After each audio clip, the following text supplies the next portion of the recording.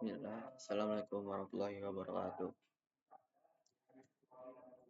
Inna hamdalillah wa nahmaduhu wa nastaghfiruh wa na'udzu billahi min shururi anfusina wa min sayyiati a'malina may yahdihillahu fala mudilla lahu wa may yudlil fala hadiya lahu wa asyhadu an la ilaha illallah wahdahu la syarika lah wa asyhadu anna muhammadan abduhu wa rasuluh sallu alaihi wa ala alihi wa ashabihi wa man tabi'ahum bi ihsanin ila yaumiddin.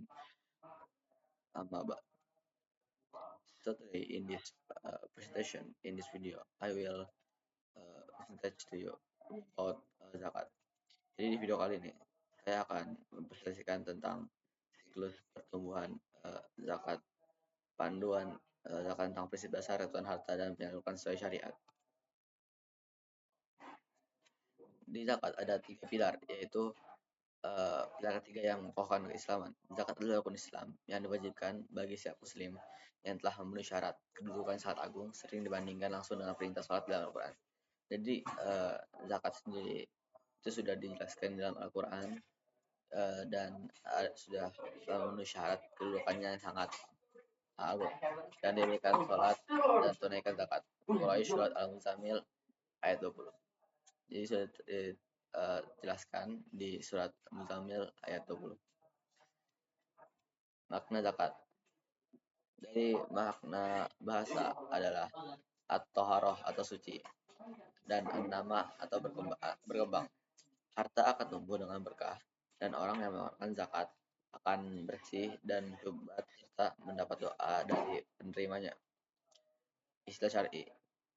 Menunaikan kewajiban spesifik dikeluarkan dari harta khusus dengan cara yang khusus, memenuhi syarat nisab atau batas minimal yang nanti akan dijelaskan, dan haul masa 1 tahun.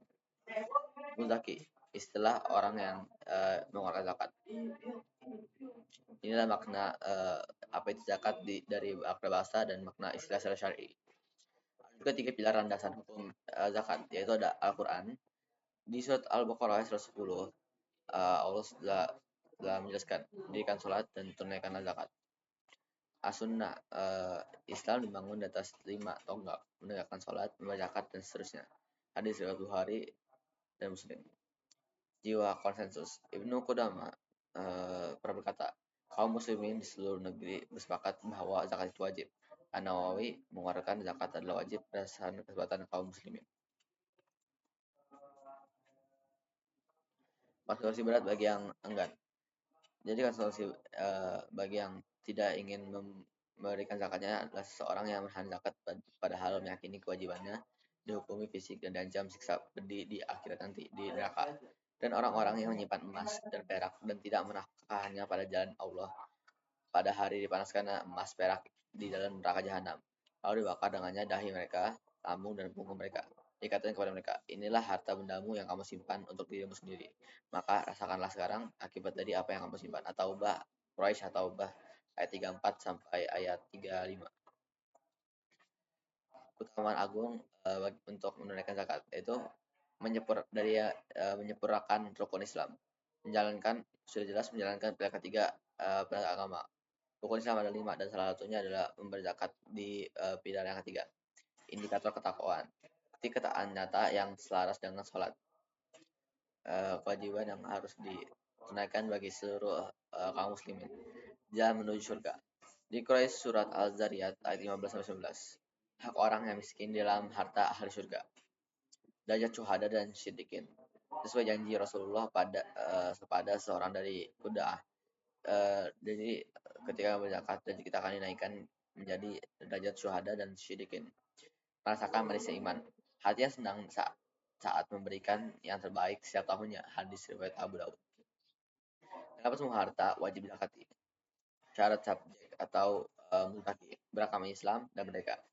Catatan penting dari sini adalah tidak disyaratkan balik atau berakal, harta anak kecil atau orang gila tetap wajib zakati jika syaratnya harta terpenuhi.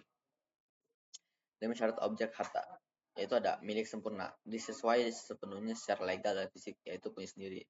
Berkembang, harta memiliki potensi produktif atau bertambah.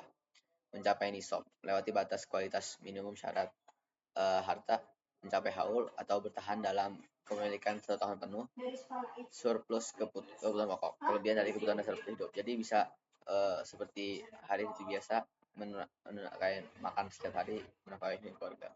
Inilah sih harta dari kapan sebuah harta wajib dizakati. Kewajiban harta, asman dagang. Ini adalah berapa yang harus dikeluarkan ketika ingin berzakat. Ada emas termasuk present simpanan atau nisab batas minimal adalah 20 dinar atau 85 gram emas murni 24 karat sebesar 2,5%. Atau adapun perak seperti sebesar 200 dirham atau 595 gram perak murni 2,5%. Mata uang penghasilan atau simpanan mengikuti nisab emas atau perak rendah umumnya perak 6 juta, kurang lebih 6 juta. Sama besarnya yaitu 2,5%. Ada juga barang dagangan mengikuti nisab emas atau perak itu sebesar 2,5%. Ada juga kewajiban harta ternak, tani, dari jenis harta adalah hewan ternak. Batas minimalnya nisab unta 5 ekor, sapi 30 ekor, kambing 40 ekor. Bisa zakat tergantung jumlah. Hasil pertanian atau makanan pokok 5 wasak atau 720 kg, 10% alami atau 5% irigasi. Ada juga harta karun atau rikas tanpa batas minimal besar zakatnya 20%. Pengecualian haul. Semua harta zakat mal wajib menunggu 1 tahun kecuali pertanian dikeluarkan setiap panen dan rikas dikeluarkan saat temukan. Zakat fitrah, kewajiban dan takaran. 1 cakupan kali 4 atau 1 sok. Konversi timbangan modern 2,57 kg hingga 3 kg.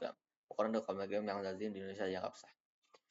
Siapa yang wajib? Setiap muslim, bayi, dewasa, laki-laki, perempuan, mereka ataupun budak, dibayarkan kepada keluarga untuk semua tanggungannya mampu. Punya sisa makanan pada siang hari dan malam hari raya, waktu wajib terbenamnya matahari di malam Idul Fitri. Untuk pembayaran bisa seperti makan pokok setempat seperti beras, kurma dan gandum atau kismis. Ada catatan dari Muhammad itu mengeluarkan zakat fitrah dengan uang dikhawatirkan tidak sah karena menyelisih perintah Rasulullah. Lini masa pembayaran zakat fitrah itu ada waktu mubah atau dibolehkan, yaitu 1 hari atau 1 atau 2 hari sebelum hari raya Idul Fitri, sesuai praktik Ibnu Umar. Ada juga waktu afdal atau waktu paling utama yang paling baik lah untuk membayar zakat itu mulai dari terbit fajar di hari raya Idul Fitri hingga sesaat sebelum salat Id dilaksanakan. Ada juga batas akhir deadline, itu melaksanakan sholat Id. Zakat wajib diserahkan sebelum jamaah sholat keluar menuju tempat sholat.